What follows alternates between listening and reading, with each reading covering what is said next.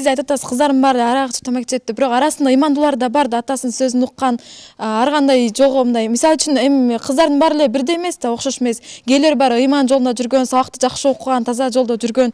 Ал эми балдарга мен балдардын арасында аз гана, мисалы үчүн 100% балдардын 99% эле гана айтам, мындай жаман жолго барат депчи, калганы бир эле балдар 1% мындай жакшы окугандар да, өздөрүнүн ыйман жолун алып жүргөн. Кээделер бар мындай намазга барып жакшы болуп жүрөт дагы, чөйрөсүнө кошулуп ичип кеткендер. Кыздар канча процент? Кыздар канча процент? Мен кыздар деген жокмун, мен 100% деген жокмун да.